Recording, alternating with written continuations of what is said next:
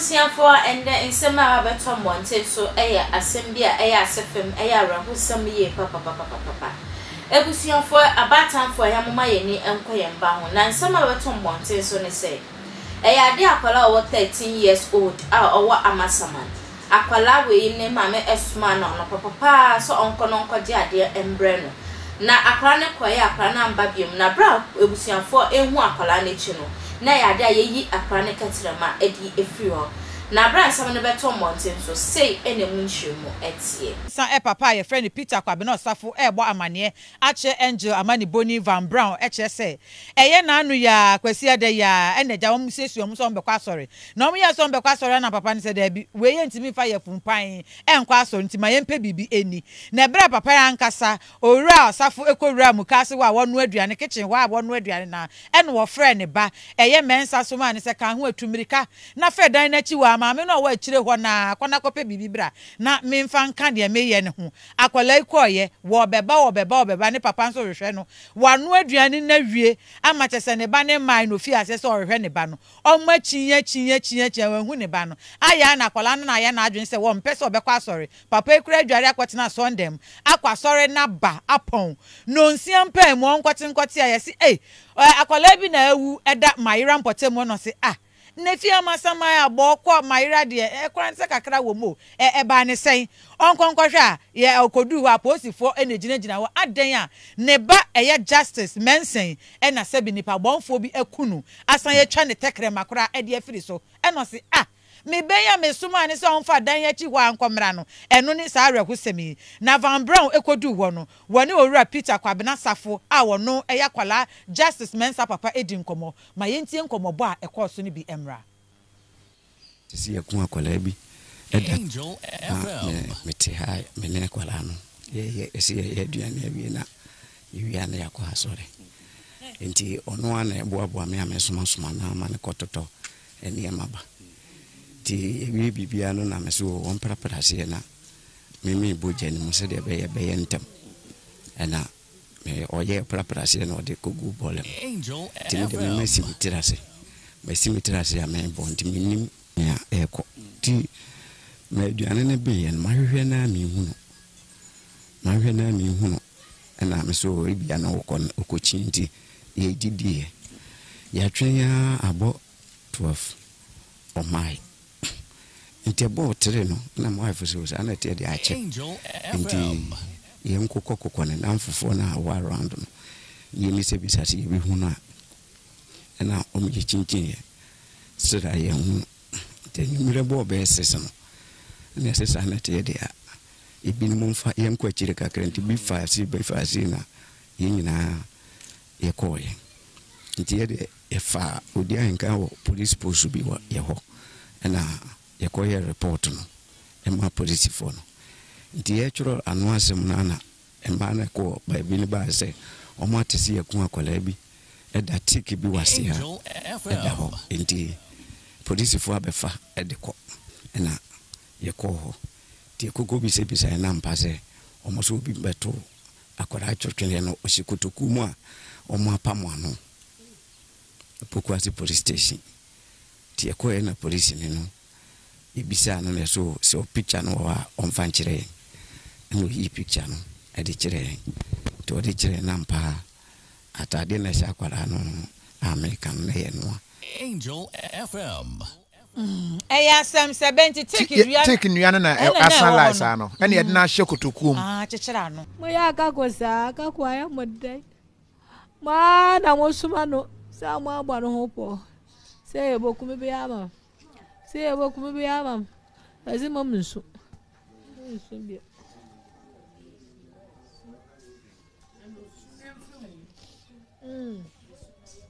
Kwabena eyo Kwabena tire wutimu ate obi biara ka ubia tire wutimi obi biara ka ubia Kwabena mo moja nkasa de kan yi be mo na mo ashada so ofi ashanhwe fi a basa mama mo ya foolish case munu wodwuma mam na mo de meta no kura minibi anura mo se o mo di 20 million me se o moto container na mo ye 20 million nko Minita numpo. Obi belo ka oko me baby a meleyin ndi. Oyin ndi. Oko me baby a meleyin ndi. Oyin ndi. Oyin ndi akakonya hwe.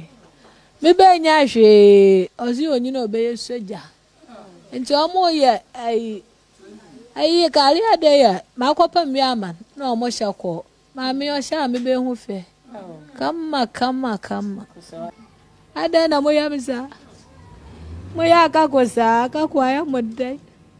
Ma na mosumano, sa mo agba no hopo. Se eboku me be ama. Ezi mom nso. Me se omo yi ni fridge ni mu kra, mo fa ne be fie. Omo kwasie no, asa na omo abefie. Omo ndane ba obaba na mso mawuda. Ye adwuma bi wo fie na ya oye fufu a every Sunday o ma me bi. Nti me wo fie na me so a me baba akose on baby san se na owo bi a na o ma me bi. Oba o se Miki akakwa ayira o nti na me so oja. Na me sorry free pass na me bai. Ampa ye chini sa madam.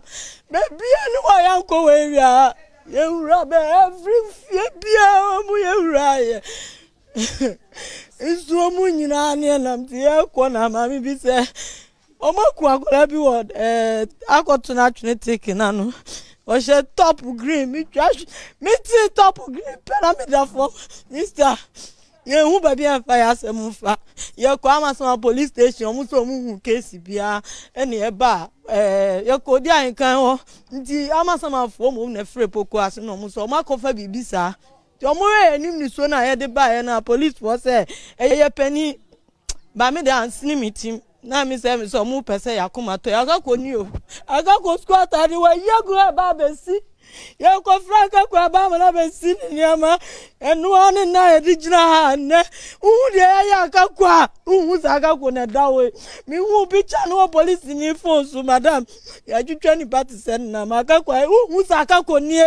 Uzaga koni agagwa ya chichira no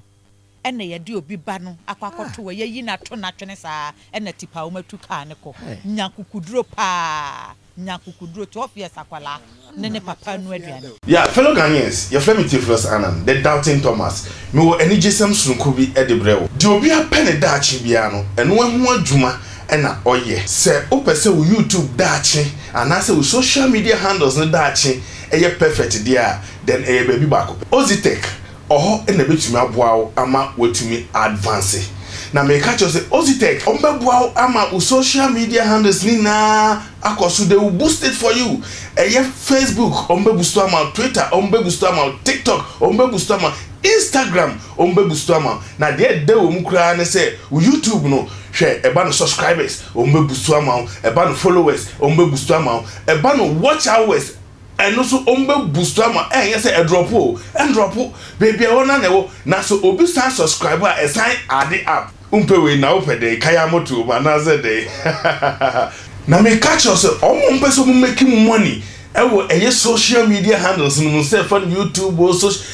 bia social media handles na de me say Ozitech and the bebo ama will making money Emma won yambo every month bia you make money I bet me a sustain you abrabonum ombema wenya from 0 viewers to a million we now pede kaya moto mbium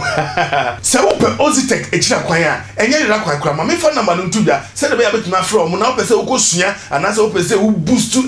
social media handles na oni omu bedi dwa 0598 697619. Me repeating number the amount 0598 697619. Ozitech na or say you make money every month. Nsami shuma ye kwakwaje ye utumi tie o ma mene kasa mu a o kase.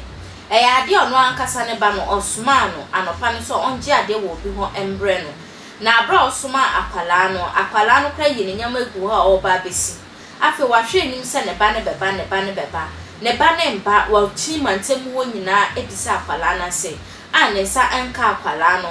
na we no bi be ka chen se ade a yeku akwala bi eda kwan ho bebi na bra mo ko ye no sinti o sise enya ne ba na ba ye ka atale a na ehya akwala no ana hu se ende ye no a ne ba na police for be fire no efunu no ekoye na se mum ne ekoye no a police for eka say eye penny na mbo ne enya akwala se na be ya ndo otu hu ni se na be ya na sumdie ebeba fie ntina je so mo ka ne sa no na mbo na ekokọ wie kire no hu so no akasa ne ba no e na akwakoba ne sa na ebusiafo abatamfo a ya esuma yamba no sometimes no yetumu say our children are being matured anase nkwala no cheso mani afi anase mbetumi ayi bibia de ama omo eti esuma mo aya yama yeni nkom wo suma obi a no ama weni akom hu ye pan because yama ngana ye wo mu han ne say mo aye hu ye papa